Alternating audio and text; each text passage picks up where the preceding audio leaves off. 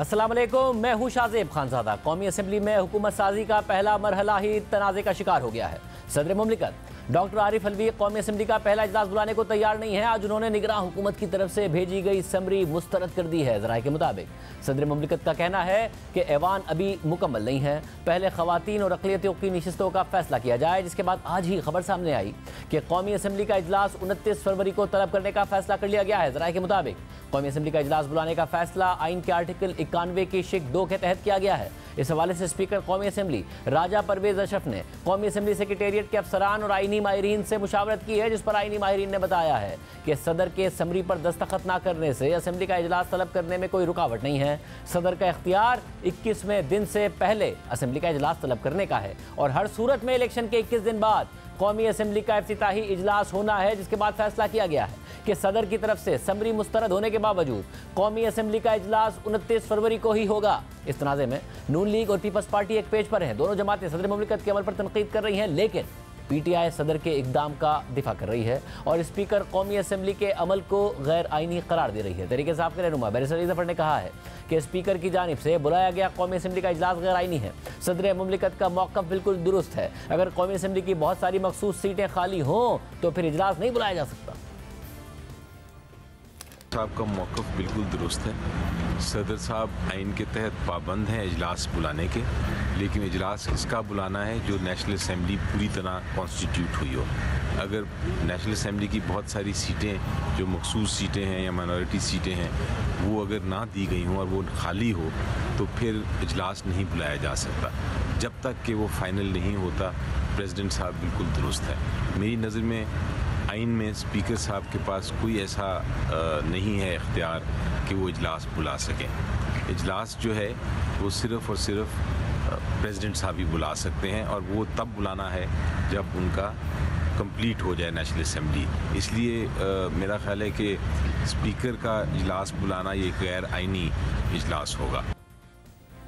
ताहम स्पीकर की जानिब से कौमी असम्बली का इजलास बुलाने के लिए आइन के आर्टिकल 91 की शिक 2 का सहारा लिया गया है, जो ये कहती है कि जिस दिन कौमी असम्बली के आम इंतखाबात होंगे उसके 21वें दिन कौमी असम्बली का इजलास होगा, बशर्ते के सदर मुमलिकत इससे पहले इजलास ना बुला लें। इस पूरे तनाज़े की वजह से खुद इलेक्शन कमीशन भी तनकीद की ज़द में है, क्योंकि इलेक्शन कमीशन ने अब तक कौमी असम्बली की 23 मखसूस नशिस्तों का नोटिफिकेशन ही जारी नहीं किया है। अभी तक इलेक्शन कमीशन ये फैसला ही नहीं कर पाया है कि ये मखसूस नशिस्तें सुन्नी इत्तिहाद काउंसिल को देनी हैं या नहीं देनी है। कई दिन से इस हवाले से इलेक्शन कमीशन मुशावरत कर रहा है, लेकिन अब तक किसी नतीजे पर नहीं पहुँच सका है और अब कल इलेक्शन कमीशन इस मामले पर खुली समाअत करने जा रहा है। मगर अहम बात यह भी है कि पंजाब, सिंध और खैबर पख्तूनख्वा में भी सुन्नी इत्तिहाद काउंसिल को मखसूस नशिस्तें देने के हवाले से फैसला नहीं हुआ है और आज इसी सूरत हाल में पंजाब और सिंध में वज़ीर आला का इंतखाब भी कर लिया गया है। साथ ही इलेक्शन कमीशन पर यह तनकीद भी हो रही है कि उसने इलेक्शन एक्ट 2017 की शिक 95 के तहत फॉर्म 45 अब तक अपनी वेबसाइट पर जारी नहीं किए हैं। इलेक्शन एक्ट की शिक 95 कहती है कि इंतखाबात के 14 दिन के अंदर अंदर इलेक्शन कमीशन रिटर्निंग अफसरान से मसूल होने वाली दस्तावेजात को अपनी वेबसाइट पर जारी करेगा, लेकिन आज 18 दिन गुजरने के बावजूद इलेक्शन कमीशन की वेबसाइट पर यह दस्तावेजात दस्तियाब नहीं है। बहरहाल अब 29 फरवरी को कौमी असम्बली का इजलास होने जा रहा है, जिसमें 9 मुंतखब अरकान असम्बली हल्फ उठाएंगे और उसके बाद स्पीकर और डिप्टी स्पीकर और वज़ीर आज़म के इंतखाब का अमल शुरू हो जाएगा। ताहम आज पंजाब असम्बली और सिंध असम्बली ने कायदे ऐवान के इंतखाब करके ये अहम मरहला अबूर कर लिया है। मरियम नवाज आज वज़ीर आला पंजाब मुंतखब हो गई हैं, जिसके बाद उन्हें मुल्क की पहली खातून वज़ीर आला बनने का एजाज़ भी मिल गया है, जबकि मुराद अली शाह आज तीसरी मरतबा वज़ीर आला सिंध मुंतखब हो गए हैं। मुराद अली शाह को सिंध असम्बली में 112 वोट मिले, जबकि उनके मद्दे मुकाबिल MQM के अली खुर्शीदी ने 36 वोट हासिल किए। इस तरह मरियम नवाज को पंजाब असम्बली के 220 अरकान ने वोट दिया, लेकिन वोटिंग से पहले ही सुन्नी इत्तिहाद काउंसिल के अरकान इजलास से वॉकआउट कर गए थे। इसलिए सुन्नी इत्तिहाद काउंसिल के वज़ीर आला के उम्मीदवार राना आफ्ताब को कोई वोट नहीं मिला। ताहम मरियम नवाज के वज़ीर आला मुंतखब होने के बाद पंजाब में नून लीग का इम्तिहान शुरू हो गया है। मरियम नवाज के सामने कारकर्दगी का एक बहुत बड़ा चैलेंज खड़ा है, जिससे सिर्फ उनका ही नहीं बल्कि नून लीग का सियासी मुस्तकबिल वाबस्ता होगा। मरियम नवाज ने आज पंजाब असम्बली में अपनी पहली तकरीर करते हुए अहम पॉलिसी मामलात और तरजीहात पर बात की। एक मस्बत तकरीर करते हुए इंतकाम की सियासत के बजाय अपना एजेंडा सामने रखा, जिसमें ख़वातीन, अक़लियतों, ट्रांसजेंडर्स के हुकूक और स्पेशल एजुकेशन के मामला शामिल थे। हिरासानी के खिलाफ एक वाज़ेह मौक़िफ़ शामिल था। मरियम नवाज ने अपोजिशन को भी पैगाम दिया कि वो उसे साथ लेकर चलना चाहती हैं और अगर ऐवान में तनकीद करती तो वो उसे कबूल करती। मरियम नवाज ने कहा कि अपोजिशन आज ऐवान में होती, शोर शराबा करती तो मुझे खुशी होती। मेरे दिल में किसी के लिए इंतकाम का जज्बा नहीं है। अहम बातें, अहम दावे आज मरियम नवाज ने की हैं, अपनी पहली तकरीर मस्बत अंदाज में की है, मगर उन्हें खुद अमल से ही साबित करना है कि वो जो कह रही हैं 5 साल कारकर्दगी में वो सब नजर भी आएगा। देखिए उन्होंने क्या बातें की। आज मुझे अफसोस इस बात का है कि आज यहाँ पर ऑपोजिशन के फाजिल अरकान मौजूद नहीं है। मेरा दिल था कि वो यहाँ होते, पॉलिटिकल प्रोसेस में, डेमोक्रेटिक प्रोसेस में वो शामिल होते। आज अगर ऑपोजिशन मौजूद होती, मेरी तकरीर के दौरान शोर शराबा करती, आवाज़ बुलंद करती तो मुझे खुशी होती। तो मैं उनको ये मैसेज देना चाहती हूँ कि मैं उन सब की भी वज़ीर आला हूँ जिन्होंने मुझे वोट दिया, और मैं उन सब की भी वज़ीर आला हूँ, उनकी बेटी हूँ, उनकी बहन हूँ जिन्होंने मुझे वोट नहीं दिया। मैं ऑपोजिशन को ये मैसेज देना चाहती हूँ कि मेरे दफ्तर के दरवाजे, मेरे दिल के दरवाजे, मेरे चेंबर के दरवाजे हर वक्त 24/7 उनके लिए भी उसी तरह खुलें जिस तरह मेरी जमात के कारकुन के लिए खुलें। मेरे दिल में किसी के लिए ना इंतकाम का कोई जज्बा है, ना बदले का कोई जज्बा है। मैं अपने मुखालिफिन की, जिन्होंने मुझे जुल्म का निशाना बनाया, इंतकाम का निशाना बनाया, मैं तहे दिल से उनकी शुक्रगुजार हूँ। मेरे मुखालिफिन ने मेरे पे बड़ा एहसान किया, क्योंकि उन्होंने मुझे ऐसी स्ट्रगल से गुजारा है, ऐसी ट्रेनिंग से गुजारा है कि जिसका कोई नेमुल बदल नहीं। पाकिस्तान के किसी भी सूबे की पहली खातून वज़ीर आला होने की हैसियत से मरियम नवाज ने अपनी तकरीर में ख़वातीन पर खुसूसी तवज्जो दी और ख़वातीन के बहुत से अहम इक़दामात का ऐलान किया। मुझे अगर आप माइनस भी कर दें, लेकिन ये हर उस पाकिस्तान की बेटी का एजाज़ है, हर उस पाकिस्तान की बहन का एजाज़ है, हर माँ का एजाज़ है कि आज कुर्सी पे पाकिस्तान की पहली खातून वज़ीर आला खड़ी है। दुआ करती हूँ कि ये सिलसिला मेरे बाद भी चलता रहे और यहाँ पर कोई और खातून मेरी जगह ले जब ये ख़त्म हो। तारीख़ बन रही है, ये हर खातून की फ़तह है, हर बेटी की फ़तह है, हर माँ की फ़तह है, और ये इस बात का सबूत है कि औरत होना, बेटी होना आपके ख्वाबों की ताबीर की राह में रुकावट नहीं बन सकता। मैं ख़वातीन के लिए एक बेहतर पंजाब बनाना चाहती हूँ, एक महफूज पंजाब बनाना चाहती हूँ। मैं एक खसूसी हेल्पलाइन शुरू करना चाह रही हूँ जो सिर्फ और सिर्फ ख़वातीन के लिए मुख्तस होगी। जो औरत अपने घर से तालीम के लिए निकलती है, रोज़गार के लिए निकलती है, किसी चीज़ के लिए भी निकलती है, ज़रूरत के लिए निकलती है, तो उसको एक सेफ और सिक्योर माहौल, एनवायरनमेंट प्रोवाइड करना, ये इंशाअल्लाह ताला मेरी जिम्मेदारी है। ख़वातीन को मैं चाहती हूँ कि खसूसी ट्रांसपोर्ट कार्ड्स मिलें, लड़कियों को भी मोटर बाइक्स मिलें, स्कूटीज़ मिलें, उनको भी कर्जे मिलें। जितने कर्जे लड़कों को मिल रहे हैं उतने ही कर्जे, बल्कि उससे ज़्यादा कर्जे लड़कियों को मिलने चाहिए। वर्किंग वुमेन हॉस्टल्स हम और ज़्यादा बनाएंगे। जो वर्क प्लेसेस हैं वहाँ पर उनको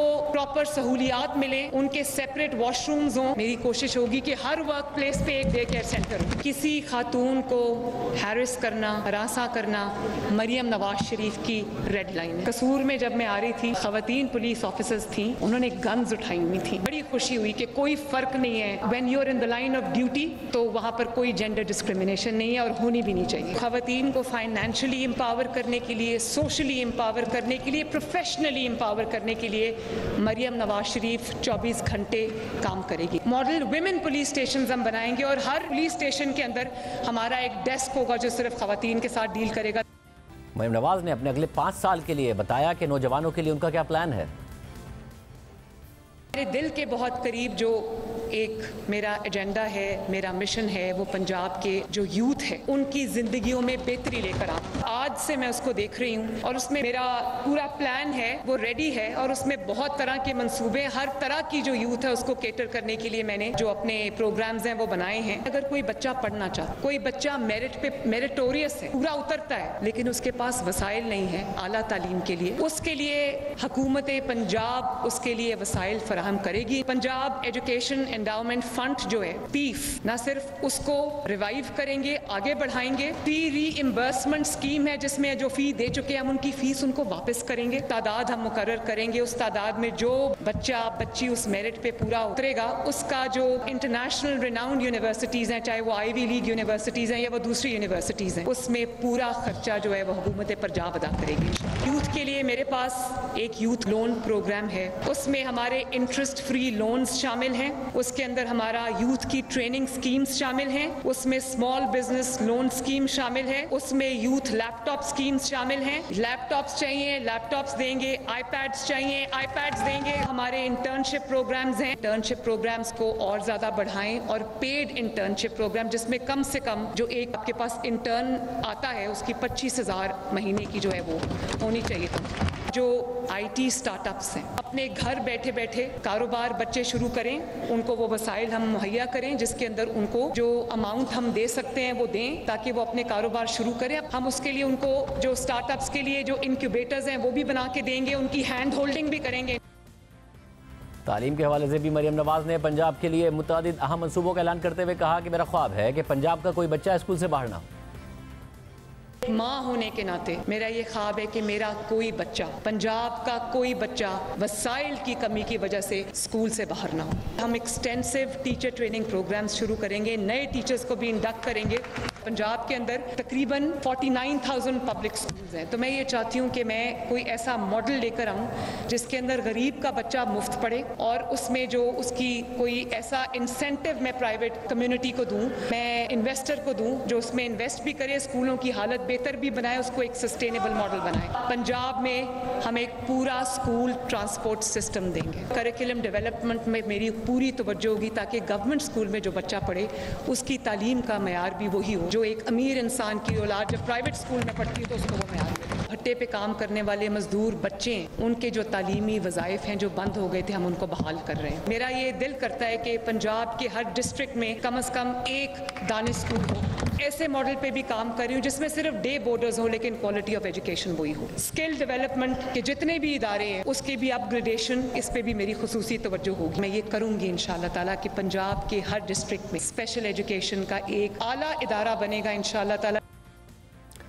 मरियम नवाज ने सेहत के हवाले से अपने विजन का जिक्र करते हुए कहा कि हर शहर में ऐसा स्टेट ऑफ द आर्ट अस्पताल बनाएंगे ताकि कोई इलाज के लिए दूसरे शहर ना जाए। एम्बुलेंस सर्विस भी बहुत जल्द शुरू की जाएगी।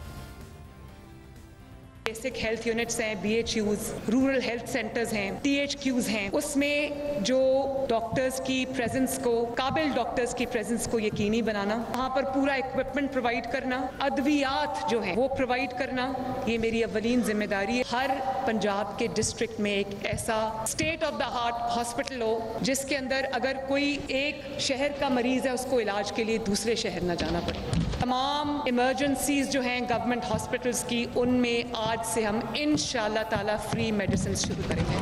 विद इन 12 वीक्स हम पाकिस्तान की, पंजाब की पहली एयर एम्बुलेंस शुरू करने जा रहे हैं। 1122 को मैंने कहा है कि जो मोटरवे एम्बुलेंस सर्विस है, एक ऑर्गेनाइज्ड मोटरवे एम्बुलेंस सर्विस जो है वो शुरू करें, रीडिज़ाइन करके इंशाअल्लाह हम बहुत जल्द इफेक्टिव हेल्थ कार्ड जो है वो दोबारा पाकिस्तान, पंजाब की आवाम के लिए हम लेकर आएंगे।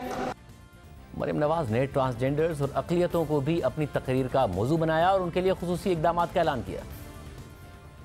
ट्रांसजेंडर्स के लिए मैं एक खसूसी पैकेज बना रही हूँ, उसका ऐलान भी मैं बहुत जल्द करूंगी। जितनी भी मार्जिनलाइज कम्युनिटीज़ है जिनमें ख़वातीन शामिल है, ट्रांसजेंडर्स हैं, माइनॉरिटीज़ हैं जिसमें शामिल, मैं चाहती हूँ कि उनको एक महफूज पंजाब दूँ। माइनॉरिटीज़ के बहुत सारे हमारे यहाँ पर हजरात मौजूद हैं, मेरे सर का ताज है जब मैं उनको देखती हूँ। किसी ने पगड़ी पहनी हुई है, किसी ने क्रॉस पहना हुआ है, तो मुझे बड़ी खुशी होती है। यही वो जो हमारा सब्ज़ और सफ़ेद हमारा झंडा है, तो जब उसके अंदर रिप्रेजेंटेशन है हमारे माइनॉरिटीज़ की तो हमारे दिलों में भी होनी चाहिए, हमारे निज़ाम में भी होनी चाहिए। ना सिर्फ महफूज पंजाब का जो अक़लियतों के लिए महफूज हो, बल्कि एक ऐसे पाकिस्तान का ख्वाब भी देखती हूँ जहाँ किसी अक़लियत को डर और खौफ में अपनी रात ना गुजारनी पड़े।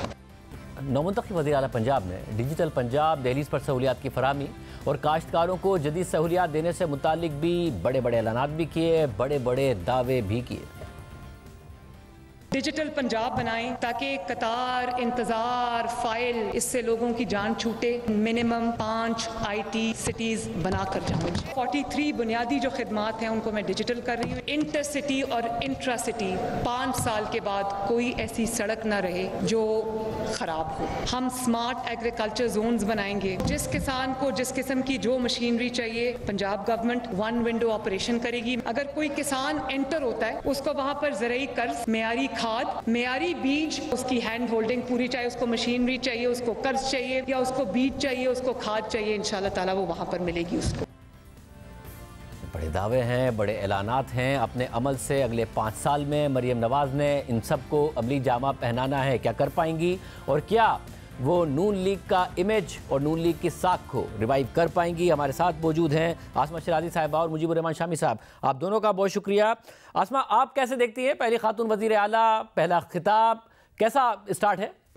जी बहुत शुक्रिया शाहजेब। मेरा ख्याल है कि बतौर खातून ज़ाहिर है कि एक बड़े फ़ख्र की बात है। सबसे बड़ा जो इस वक्त चैलेंज है पंजाब के अंदर वो इंतहा पसंदी है, और उस इंतहा पसंदी को बहुत सारे लोग शायद उस तरह से गेज नहीं कर पा रहे। मेरा ख्याल है मरियम नवाज साहिबा के लिए भी बतौर खातून भी और बतौर एक वज़ीर आला पंजाब के तौर पे ये चैलेंज सबसे बड़ा बन सकता है आने वाले दिनों में, क्योंकि जिस तरह की एक मॉब मेंटेलिटी के अंदर पंजाब चला गया है। मैं पंजाब इसलिए खुसूसी तौर पे कहूँगी, वैसे तो पाकिस्तान भर से शिकायतें आती हैं, लेकिन पे दर पे ऐसे वाक़यात हुए हैं। और फिर दूसरी बात यह कि उनकी जो सियासी तकरीर थी, अगर उसकी तरफ आएँ तो एक बड़ी अच्छी तकरीर उन्होंने बैलेंस तकरीर की, उसमें बहुत अच्छी बातें की, मुखालिफिन का नाम नहीं लिया, किसी मुंतकिम मिजाजी को शो नहीं किया, किसी तरह की बात नहीं की, लेकिन वादे और दावे जो हैं इनको साबित करने के लिए उनको बहुत काम करना पड़ेगा। इस वक्त पंजाब का जो सियासी टेम्परेचर है वो बहुत हाई है, उसके अंदर नफरतें बहुत हैं, तकसीम बहुत है, और मरियम नवाज साहिबा एक सेंटर स्टेज के ऊपर है इस वक्त अपनी पार्टी की भी। उस टेम्परेचर को भी उनको लो करना पड़ेगा, उनको मफाहमत की तरफ भी जाना पड़ेगा। उनको जो ख़वातीन जो कैदी हैं, ख़ास करके जो सियासी कैदी हैं, उनके लिए भी अपनी एक सिंपथी और एक चले सिंपथी नहीं तो कम अज़ कम नरम रवैया जो है वो उनको ज़रूर शो करना पड़ेगा। इसी तरह से एजुकेशन रिफॉर्म्स हैं, इसी तरह से जो आपकी टिब का मामला है उसके ऊपर ख़वातीन के हिसाब से, ज़िच्चा बच्चा के हवाले से, एजुकेशन के हवाले से पिछले 4-5 साल के अंदर पाकिस्तान के जो सिलेबस है ख़ास करके पंजाब का, उसमें बेतहाशा तब्दीलियाँ की गई हैं। उनको ओवरलुक करने की, उनको तब्दील करने की ज़रूरत है। तो मेरा ख्याल है बहुत कुछ करना है, और अगर कारकर्दगी को वो अपना जवाब बनाएंगी अपने मुखालिफिन के लिए तो फिर तो वो आगे बढ़ सकती हैं। लेकिन अगर कारकर्दगी के बगैर सिर्फ और सिर्फ इंतकाम को सामने रखा जाएगा, खाना बनाया जाएगा अपने मुखालिफिन को, तो फिर मरियम नवाज साहिबा में और जो उनके साबिक हुक्मरान पंजाब के रहे हैं उन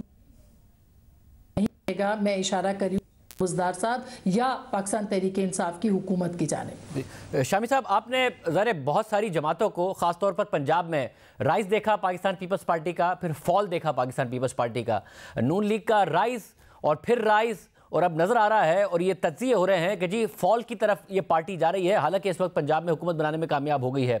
आपको लग रहा है कि आज की तकरीर सुनकर भी और मरियम नवाज साहिबा से आप ये तवक्को करते हैं कि वो पार्टी को रिवाइव कर सकती हैं, या जो नए डायनामिक्स हैं उसमें बड़ा मुश्किल होगा उनके लिए? शुक्रिया शाहजेब साहब।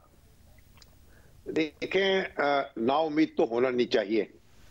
मुस्लिम लीग नून जो है वो एक बड़ी सियासी जमात है और पंजाब में उसने बरसों हुकूमत की है और डूब कर उभरी है और उभर कर डूबी है। आप देखें, परवेज मुशर्रफ साहब का जब दौर आया और नवाज शरीफ साहब के खिलाफ मुकदमा चला, हाईजैकिंग का इल्जाम लगा, उम्र कैद की सजा हुई, फिर उनको पूरे खानदान समेत मुल्क से बाहर जाना पड़ा और ये समझा गया कि मुस्लिम लीग नून की सियासत खत्म हो गई है।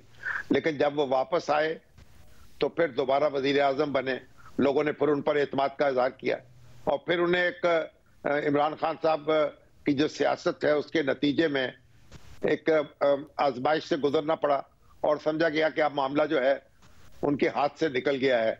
लेकिन फिर दोबारा वो अपनी बसात जो है बिछाने में कामयाब हो गए। तो अब भी ये देखिए, एक मुस्लिम लीग का जो एक सेंटिमेंट है वो तो पंजाब में मौजूद है, बल्कि मुल्क भर में मौजूद है। अब मरियम नवाज शरीफ के लिए ये इम्तिहान होगा कि वो किस तरीके से परफॉर्म करती हैं। आज उन्होंने बहुत अच्छी तकरीर की है अपने मुखालफिन के बारे में भी, और उनको भी कहा है कि उनके लिए भी उनके दरवाजे खुले रहेंगे, दिल के दरवाजे भी खुले रहेंगे और घर के दरवाजे भी खुले रहेंगे।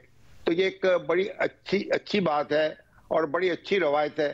लेकिन पंजाब जो है उसमें बहुत अच्छे वज़ीर आला हमने देखे हैं। जुल्फ़िकार अली भुट्टो साहब के दौर में भी, यानी मुस्तफ़ा खर जो थे वो वज़ीर आला बने और उन्होंने एक बड़ा उनका तहक्कुम था, और फिर उसके बाद हनीफ रामे बने तो वो एक सॉफ्ट इमेज था उनका। और उसके बाद हमने फिर नवाज शरीफ साहब का जो दौर देखा है तो उन्होंने भी एक नई सियासत की इब्तिदा की थी, बड़ी उम्मीदें उनसे वाबस्ता थी, और उसके बाद जो वज़ीर आज़म बने मुल्क के, फिर शहबाज शरीफ साहब जब वजीर आला बने तो उसके बाद वो वजीर आजम बने। तो फिर हमने उस्मान बुज़दार साहब को भी देखा है और कुछ दूसरे लोगों को भी देखा है जिनका नाम हम नहीं ले सकते।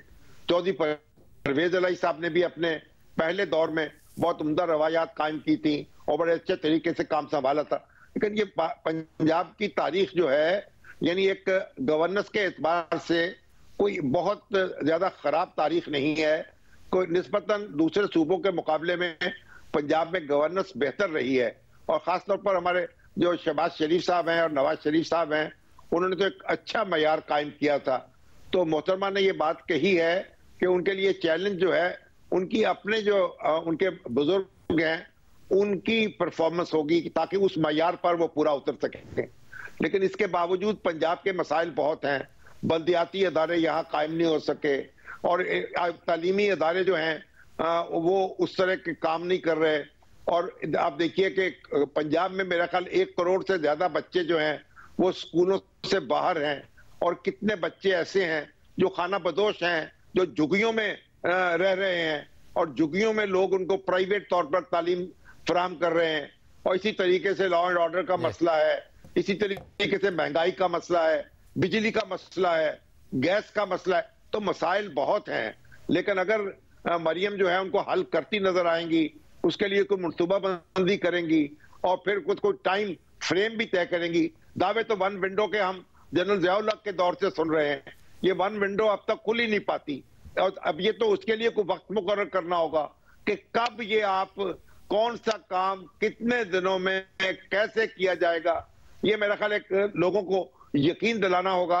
और अगर मरियम जो हैं वो अपने बुजुर्गों की रवायात पर कायम रहते हुए और जदीद जो रुझानात हैं उनको भी अडॉप्ट करते हुए आगे बढ़ेंगी तो मेरा ख्याल उनके लिए काफी वसी मैदान है। नौजवान उनसे बहुत तवक्को रख रहे हैं जी। और आसमा साहब जो इस वक्त पॉलिटिक्स है, ज़ाहिर है जो शामी साहब ने भी कहा कि गवर्नेंस बेहतर ही रही है पंजाब में आमतौर पर, मगर हमने उस्मान बुज़दार साहब का दौर देखा, उसके बावजूद तहरीक इंसाफ ने शदीद टफ टाइम दिया है नून लीग को।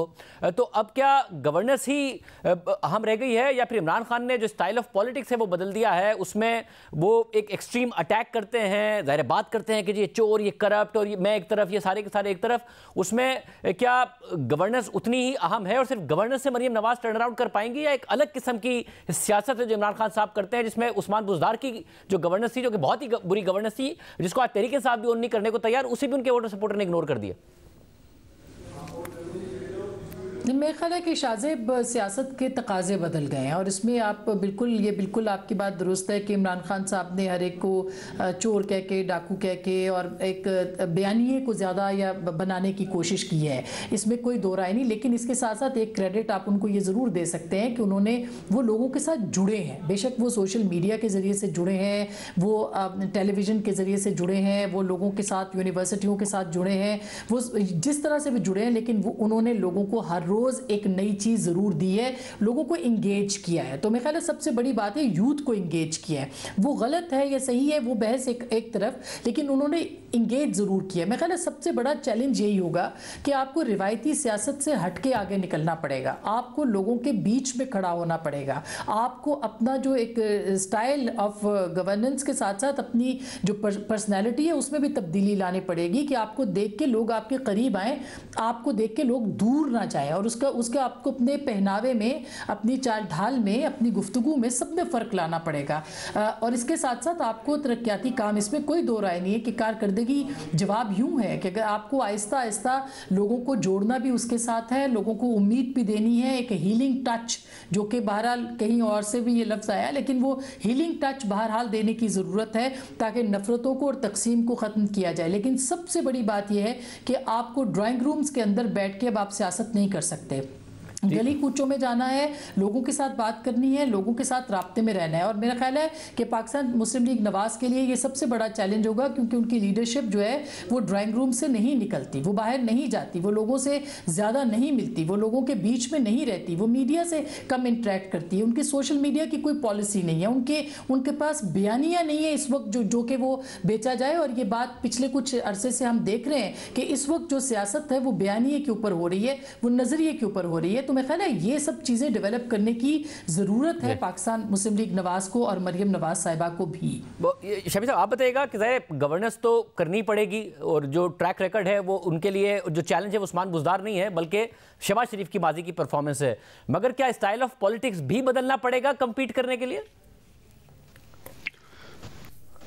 बिल्कुल बदलना पड़ेगा। देखिए यानी सियासत में कारकर्दगी की अपनी एक अहमियत है और इस वक्त तो जो महंगाई है उसके हिसाब से लोगों की जिंदगी अजीरन हो रही है। खासतौर पर बिजली के बिल जो हैं और गैस के बिल जो हैं ये तो हर घर में हर महीने आते हैं और कोहराम मचा देते हैं। मेरा ख्याल सबसे बड़े दुश्मन जो हैं हुकूमत के ये दो बिल हैं, इस तरफ तवज्जो देनी पड़ेगी। लेकिन दूसरी बात ये भी है कि इसके साथ साथ लोग जो हैं ख्वाब भी देखना चाहते हैं और लीडर उनको ख्वाब दिखाते भी हैं, तो एक ख्वाब भी दिखाने पड़ेंगे।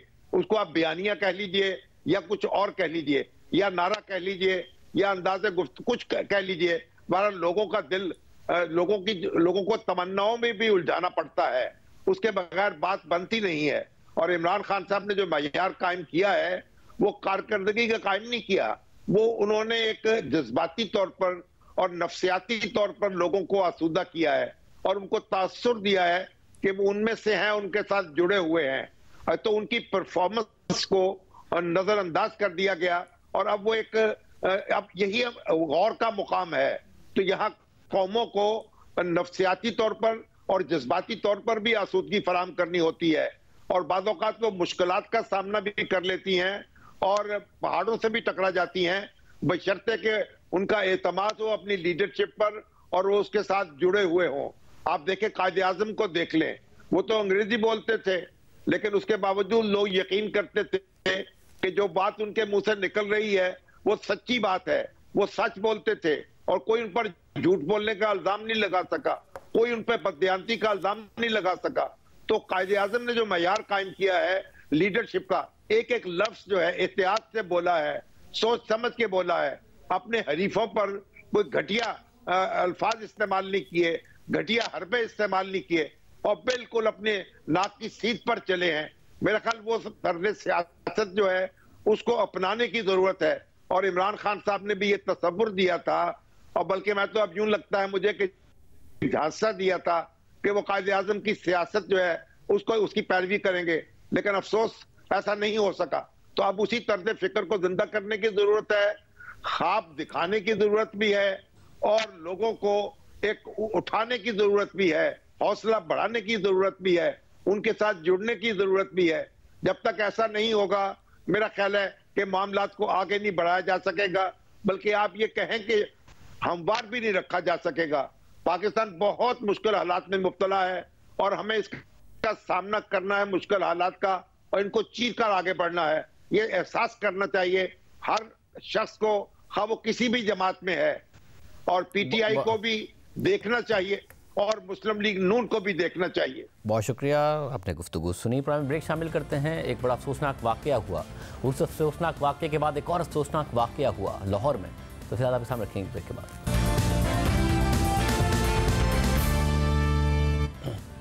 कल मुल्क के सबसे बड़े सूबे पंजाब के सबसे बड़े और मरकजी शहर लाहौर में एक अफसोसनाक वाकया पेश आया। कल दोपहर में लाहौर के इचरा बाजार में अपने शौहर के साथ शॉपिंग के लिए आने वाली खातून के लिबास के डिज़ाइन में अरबी के अल्फाज लिखे थे, जिस पर पूरे बाजार में चिमागोइयाँ होना शुरू हो गई। हर शख्स अपनी अपनी तशरीह करता रहा और देखते ही देखते हुजूम इकट्ठा हो गया और मुश्तइल हुजूम की जानिब से खातून पर इल्ज़ाम आयद किया गया कि उन्होंने मुबैना तौर पर कुरानी आयात के प्रिंट वाला लिबास ज़िबतन करके तौहीन मज़हब की है और इस बुनियाद पर मुश्तइल हुजूम ने खातून और उनके शौहर को हिरासा करना शुरू कर दिया और फिर खातून की जानिब से लाहौर पुलिस को मदद के लिए फ़ोन किया गया। सूरत हाल बिगड़ती चली गई। सैकड़ों लोगों ने खातून को घेरे में ले लिया और खातून एक दुकान में सहमी हुई बैठी रहीं और इस दौरान एएसपी गुलबर्ग शहर बानो नकवी मौके पर पहुंच गईं और सूरत हाल पर काबू पाने की कोशिश की। वो चीख चीख कर कहती रहीं कि पुलिस इस तरह के वाक़यात को देखती रही है, पुलिस पर भरोसा रखें। और फिर एएसपी शहर बानो नकवी उस खातून को अपनी हिफाजत में मकामी हुजूम से बचाने में कामयाब हो गई और इस दौरान खातून के खिलाफ तौहीन करने के नारे सुनाई दी। इंशाअल्लाह 1 साल से हम लोग इधर ESP के तौर पे सर्व कर रहे हैं, किसी को कोई शिकायत नहीं आई। इस तरह के वाकयात हमने 3 पूरे निभाए हैं। आप लोग को हम पे पूरा ट्रस्ट होना चाहिए।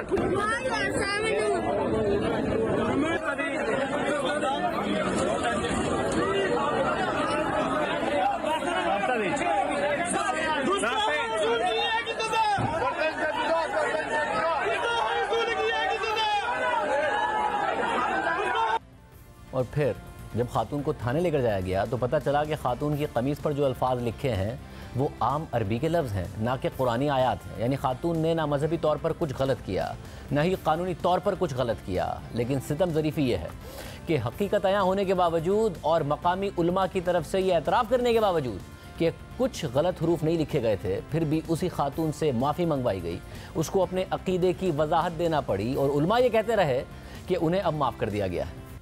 आज जिस वाक़े का हम जिक्र करने जा रहे हैं वो इतना है कि खातून अपने शौहर के साथ पिछड़ा बाजार आई शॉपिंग करने। उन्होंने कुर्ता पहना हुआ था जिसके ऊपर कुछ हरूफ लिखे हुए थे। जब हरूफ लोगों ने देखे तो उन्होंने कहा कि आप ये कुर्ता उतार दें और एक कंफ्यूजन क्रिएट हो गई कि कहीं गुस्ताखी हो गई। उस चीज को जब हमने आगे प्रूव किया तो जो चीज सामने आती है, जो हकायक सामने आते हैं, उनके मुतालिक आपको नदीम भी बताएंगे जो मौके पे उस दिन मौजूद थे, उस टाइम पे मौजूद थे। आज 1 बजे के करीब ये वकूआ पेश आया और उसके बाद वो खातून भी माजरत करेंगी कि क्या हुआ और क्या उनकी नीयत थी, उसके मुतालिक भी बात करेंगी। जी, ये बेटी से बात हुई थी मेरी और इससे वो गलती हुई है, लेकिन वो लफाज ठीक थे, वैसे डिजाइनिंग उसकी बनी हुई थी, लेकिन लोगों ने देखा कि ये खराबी का बाइस बन रहा है तो ये बहन आई, उन्होंने कहा जी आइंदा के बाद ऐसा लिबास नहीं पहनेंगे, तो ये माफ कर दिया गया है। अस्सलाम वालेकुम, मैं इक्शा बाजार गई और मैंने ये जो कुर्ता पहना था ये मैंने डिजाइन समझ के लिया है। मुझे नहीं पता था उस पर कुछ इस तरह का लिखा है जिससे लोग ये समझेंगे कि ये शायद कोई अरबी लिखी है, और मेरी ऐसी कोई नियत नहीं थी और ये जो भी हुआ इल्मी में हुआ है। लेकिन मैं फिर भी माफी मांगती हूँ। कुरान, सुन्नत और नाउज़ुबिल्लाह हम सोच भी नहीं सकते मुसलमान होकर कि हम गुस्ताखी करेंगे या गुस्ताखी रसूल करेंगे। मैं अहले सुन्नत से बिलोंग करती हूँ और मेरे ससुर हाफ़िज़े कुरान है। मैं खुद, हम लोग दीनी घराने से हमारा ताल्लुक है और मेरी ऐसी कोई नियत नहीं थी और मैंने ये जो भी हुआ ये लाइल्मी से हुआ, लेकिन मैं फिर भी माजरत करती हूँ और आइंदा ऐसे कभी नहीं होगा। यानी मजहब की बुनियाद पर झूठा इल्ज़ाम लगाया गया, खातून को हिरासा किया गया, उनकी जान खतरे में डाली गई, लेकिन मुआफ़ी झूठे इल्ज़ाम लगाने वालों ने नहीं मांगी, उन मजहब के दावेदारों ने नहीं मांगी जो लोगों को मुश्तइल करते रहे, बल्कि मुतासरा खातून से ही मुआफ़ी मंगवाई गई। और अगर वक्त पर खातून ASP शहरबानो नकवी बहादुरी के साथ उस खातून को जाए वक़ुआ से लेकर ना जाती तो उस खातून के साथ ये हुजूम, ये जत्था क्या करता, ये हमारे मुल्क में माजी के वाक़यात से वाज़ेह है। और बाद में खातून का मुआफ़ी मांगना भी उस खातून या ASP शहरबानो नकवी की नहीं बल्कि रियासत की उस कमज़ोरी को साबित करता है जिसमें जत्थे को पता होता है कि झूठा इल्ज़ाम लगाने की कोई सज़ा नहीं है और जिस पर इल्ज़ाम लगेगा उसे पता होता है कि झूठे इल्ज़ाम पर मुआफ़ी और वजाहत देने के अलावा कोई चारा नहीं है। यहाँ तक कि उस खातून को बचाने वाली ASP को भी पता था, क्योंकि माजी में ऐसे वाक़यात में पुलिस स्टेशन का घेराव करके जत्थे की तरफ से कानून हाथ में लेने के वाक़यात भी हो चुके हैं। जबकि पंजाब की नौमुंतखब वज़ीर आला मरियम नवाज़ ने भी आज पंजाब असेंबली से खिताब करते हुए खातून ASP की तारीफ़ की। यहाँ पर मैं उस पुलिस ऑफिसर को शाबाश देना चाहती हूँ जिसने कल एक खातून की जान बचाई। मैं इंशाल्लाह अपने दफ्तर में बुलाकर भी मैं उसको शाबाश दूंगी। अहम बात यह है कि आज अगर पाकिस्तान में झूठे इल्ज़ामात लगाने वालों को ये खौफ लाहक होता कि ऐसा करने पर इसकी कीमत भी उन्हें अदा करनी पड़ेगी तो शायद ये और ऐसे दर्जनों वाक़यात पेश ही ना आते। लेकिन बदकिस्मती के साथ मज़हब की तौहीन का झूठा इल्ज़ाम लगाने वालों के खिलाफ आम तौर पर कोई कार्रवाई नहीं होती, उन्हें कोई सज़ा नहीं दी जाती। इस हवाले से पाकिस्तान उलमा काउंसिल के चेयरमैन मौलाना ताहिर अशरफी ने बयान जारी करते हुए कहा है कि पूरे अरब ममालिक में ऐसे लिबास खातून और मर्द दोनों पहनते हैं, इसमें कोई गुस्ताखी का अंसर मौजूद ही नहीं था। खातून के बजाय उन लोगों को माफ़ी मांगनी चाहिए थी जिन्होंने उस खातून को हिरासा किया था। खातून ने कोई लिबास पहना हुआ था जिस पर कोई अरबी के अल्फाज लिखे थे। पूरे आलम इस्लाम में, अरब ममालिक में इस तरह के लिबास मर्द भी पहनते हैं, औरतें भी पहनती हैं। वो मैंने देखा है, उसमें कोई ऐसी तारीर नहीं थी कि जिससे कोई गुस्ताखी हो या खुदा न खास्ता कोई मुकद्दस तारीर हो। मैं समझता हूँ कि उस खातून की बजाय उन लोगों को माफी मांगनी चाहिए जिन्होंने उसे हरासा किया, उसको खौफ में मुब्तला किया, बदनामी का सबब बने। ये लोग शरीयत की बदनामी का सबब बनते हैं, इस्लाम की बदनामी का सबब बनते हैं। तौहीन रिसालत कोई आम जुर्म नहीं है और तौहीन रिसालत करना कोई छोटी बात नहीं है। हर शख्स को तो आप बगैर शवाहिद के, बगैर सबूत के तौहीन रिसालत का मुजरिम डिक्लेयर नहीं कर सकते हो, फिर इसमें कौन सी तौहीन है?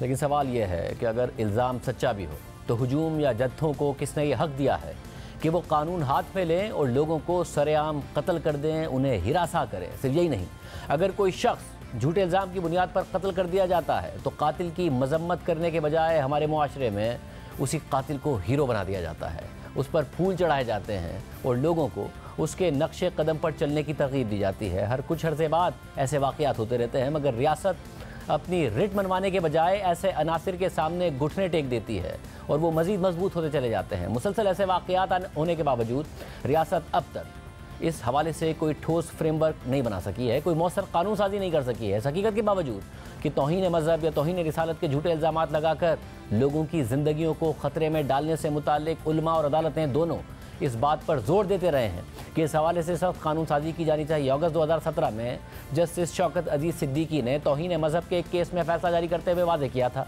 कि पाकिस्तान पीनल कोड की सेक्शन 182 के तहत झूठा इल्ज़ाम लगाने वालों के खिलाफ सज़ा तो मौजूद है, मगर इस शिक के तहत ज़्यादा से ज़्यादा सज़ा 6 माह कैद और 1000 रुपये तक जुर्माने की सज़ा होती है, जो तौहीन का इल्ज़ाम लगाने वाले के लिए एक मामूली सज़ा है। और फिर अदालत ने मामला पार्लियामेंट को भेज दिया और वाज़ेह किया कि वो इस हवाले से कानून साजी करे कि तौहीन की गलत शिकायत दायर करने वाले के लिए भी वही सज़ा मुकर्रर हो जो तौहीन करने वाले पर आयद होती है। साथ ही अदालत ने यह भी वाज़ेह किया था कि कैसे लोग ज़ाती दुश्मनी की वजह से लोगों को तौहीन मज़हब या तौहीन रिसालत के केसेस में घसीटते हैं और पूरे के पूरे ख़ानदान की ज़िंदगियाँ ख़तरे में डाल देते हैं।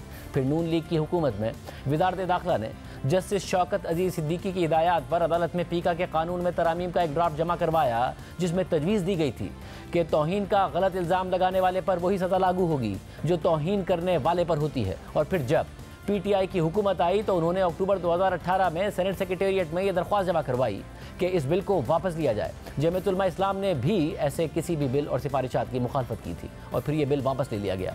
मगर अफसोस की बात यह है कि रियासत खुद भी ऐसे झूठे इल्ज़ामात का सहारा लेती रही है।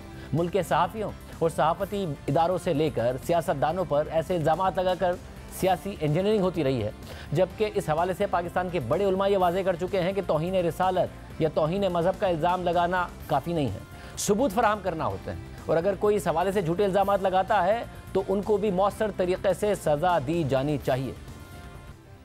उसूली बात है वो ये है कि जो इल्ज़ाम किसी ने अगर लगाया है किसी भी कानून के तहत, किसी भी जुर्म का इल्ज़ाम लगाया, और ख़ासतौर पर नबी करीम सल्लल्लाहु अलैहि वसल्लम की तौहीन का अगर किसी ने इल्ज़ाम लगाया किसी पर, तो उसके ज़िम्मे सबूत करना फराहम करना है, इसमें कोई शक नहीं है, इसमें कोई दो राय नहीं होती। ज़ाती एजेंडे को पूरा करने के लिए किसी शख्स को नबी करीम सल्लल्लाहु अलैहि वसल्लम की तौहीन का मुर्तकिब नहीं करार दिया जा सकता है, और अगर कोई ऐसा करता है तो कानून में भी और शरीयत में भी उसके लिए सजा मुकर्रर है। कुरान करीम में इस वाले से या अहादीस मुबारका में इस वाले से बिल्कुल वाज़ेह अहकामात मौजूद है कि कोई शख्स अगर इस्लाम की, दीन की, रसूल पाक की तौहीन का इर्तिकाब करता है तो उसकी सजा कितनी भयानक होनी चाहिए।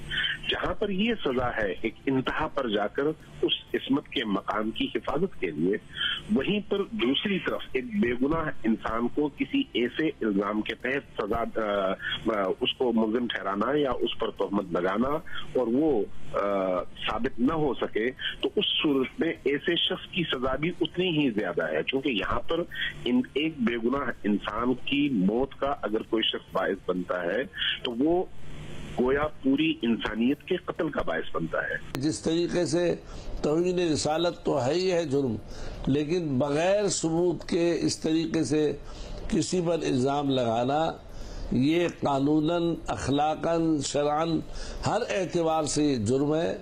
और मैं समझता हूँ जिन्होंने लगाया है या तो वो साबित करें, अगर साबित नहीं कर सकते तो हुकूमत वक्त को चाहिए कि उनके बारे में मौसर इक़दाम उठाएं ताकि आइंदा कोई आदमी इसकी जुर्रत न करे। मगर अब हालात ये हैं कि एक मुसलमान अपने मुसलमान होने की गवाही एक मुस्लिम अक्सरियती मुल्क में दूसरे मुसलमानों के सामने देने पर मजबूर हो जाता है ताकि वो मुसलमान इस मुसलमान की ज़िंदगी बख्श दें, और झूठे इल्ज़ाम से पीछे हट जाएं। प्रोग्राम में भी शामिल करते हैं। अब से कुछ देर पहले सहाफ़ी असद अली तूर के वकला का दावा सामने आया है कि उन्हें FIA ने दौरान तफ्तीश गिरफ्तार कर लिया है। FIA ने आज असद अली तूर को सुप्रीम कोर्ट के जजेस के खिलाफ बदनीयती पर मबनी कैंपेन करने की शिकायत पर इंक्वायरी के सिलसिले में तलब किया था।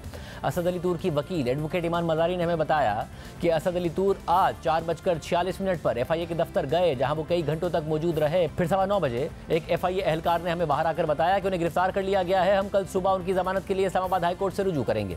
असद अली तूर को जजेस के खिलाफ बदनीयती पर मबनी मुहिम की शिकायत पर पहले 23 मई को FIA के दफ्तर आकर बयान रिकॉर्ड करवाने का नोटिस भेजा गया था।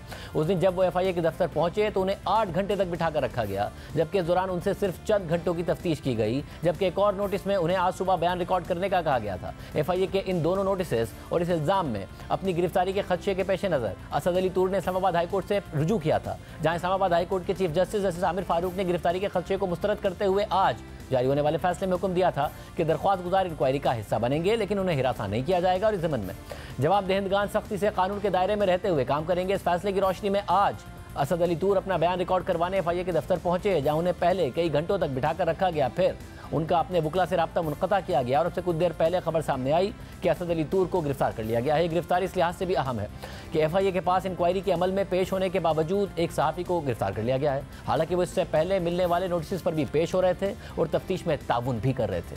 इजाज़त दीजिए, अल्लाह हाफ़िज़।